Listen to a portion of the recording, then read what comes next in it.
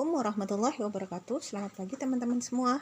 Hari ini saya mau review perkembangan bunga cotton candy ya, yang sebenarnya sudah saya buatkan videonya pas dia 10 HSP atau tepatnya 4 hari yang lalu.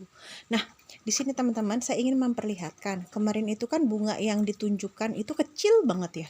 Ternyata 4 hari bagi pertumbuhan bunga pada anggur yang yang sedang berbunga itu signifikan loh perubahannya. Lihat deh,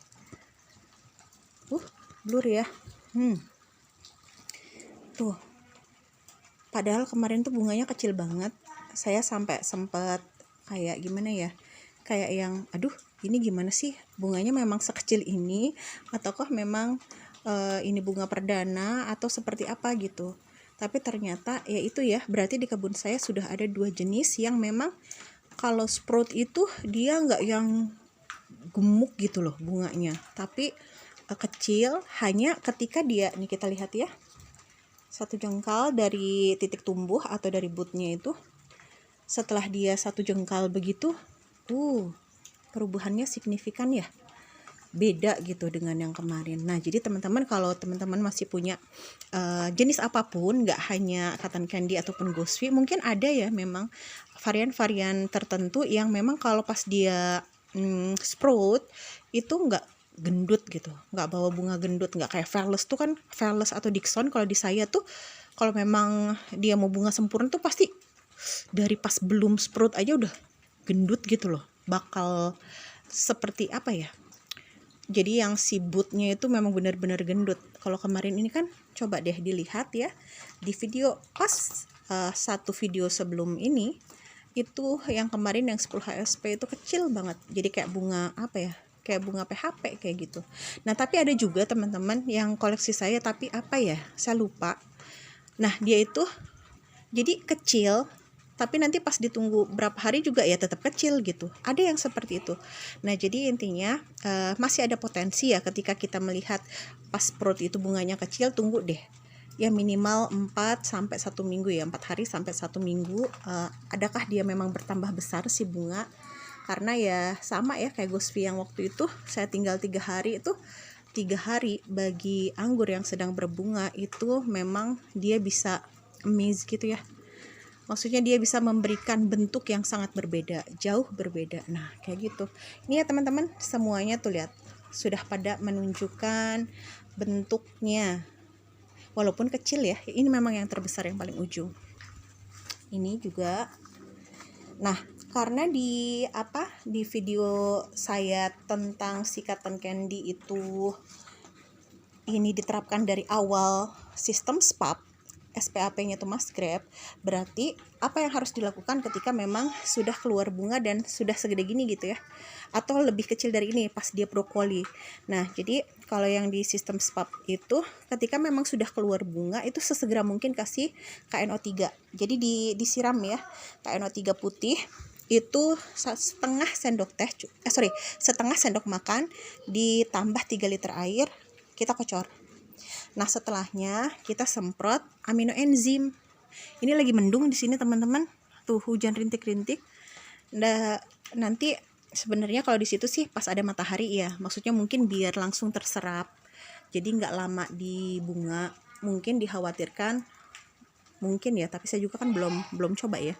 Dikhawatirkan suka ada kasus-kasus burik ya, dimana kalau burik itu biasanya residu semprotan ataupun pupuk atau apapun ya yang kita semprot ke buah itu tertinggal, bisa juga jamur sih. Nah, jadi kalau di Thomas Grab setelah dikocor ya, yang ini tuh si buahnya disemprot dengan amino enzim. Amino enzim itu dosisnya 2 ml per liter. Tapi kalau cuma satu pohon kayak gini paling setengah liter juga cukup, atau 1/4 juga cukup. Kan hanya semprot-semprot buah, daun, dan batang ya.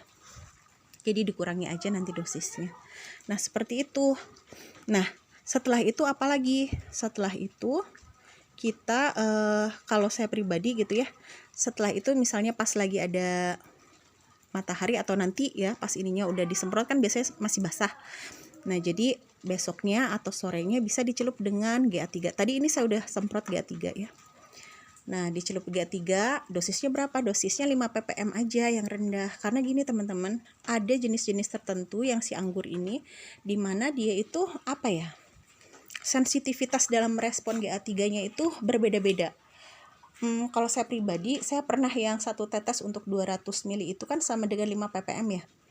Itu ada yang gosong, ada juga yang enggak, ada yang bertahan nih kayaknya ya. Svetlana ini juga hasil dari GA3 nih, semprot-semprot. Malainya juga tuh lihat, panjang, lumayan gitu.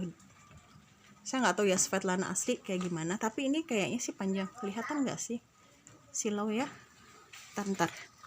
Coba. Nah, ini nih. Ini juga hasil semprot GA3 5 ppm. Nah, teman-teman ada juga tapi ya di komunitas yang dia disemprot 10 ppm kuat loh. Makanya saya nggak tahu, jadi trial and error aja dulu. Kalau memang ada buah yang memang ada bunga yang memang kita ingin si anggur itu kita hilangkan bijinya misalnya ya, kita cobakan GA3, mendingan 1 dulu deh gitu kalau belum pernah ya, kalau memang ini pertama kali gitu. Kalau ternyata dia merespon itu juga terlihat dalam seminggu juga kelihatan tuh malainya panjang apa enggak kayak gitu. Nah jadi tapi saran saya sih mendingan dosis rendah dulu, soalnya nggak 1-2 kasus ya dikasih dosis rendah tetap gosong gitu kan, sayang ya, segini gosong itu sayang banget. Nah jadi kalau kata saya, misalnya nih ada pemula ya, newbie lah kayak saya, terus dia ingin gimana sih pakai GA3, pakai aja dosis rendah 1 tetes. Saya pakai Mr. G ya. Nah jadi 1 tetes untuk 200 ml dicelup atau disemprot. Nah ini saya tadi semprot. Nah gitu, jadi teman-teman pas di masa ini cuma kayak gitu ya tahapannya. Siram KNO3 putih, lalu semprot amino enzim seluruhnya. Udah pas disemprot, setelah kering ya atau besoknya kita celup si bunga ini dengan GA3 5 ppm kayak gitu, karena kita nggak tahu ya dia kuat apa enggak, karena ada yang pakai semprot 10 ppm cukup bagus-bagus aja gitu. Saya juga harus trial and error memang. Nah kayak gitu teman-teman. Jadi nanti kapan dipupuk lagi, jangan dulu dipupuk sampai dia mekar dan berry set ya. Jadi kayak si berry-nya itu ya minimal segede kacang hijau lah ya, atau kacang kedelai kayak gitu. Nah baru nanti kita ini lagi kita kasih pupuk lagi. Pupuknya apa? MKP. Pupuknya MKP, dosisnya sama, setengah sendok makan per 3 liter. Udah cukup gitu. Nah yang fase kedua nanti pas dianya preblum. Preblum tuh ya kurang lebih seperti ini ya. Aduh nggak kelihatan ya. Nah kurang lebih seperti ini ya. Nah fase ketiga itu nanti pas dia mekar. Mekar itu kalau amannya sih, kalau saya sih pas udah bunga-bunganya tuh kering. Nah fase keempatnya nanti pas berry set yang udah kelihatan ya si berry anggurnya.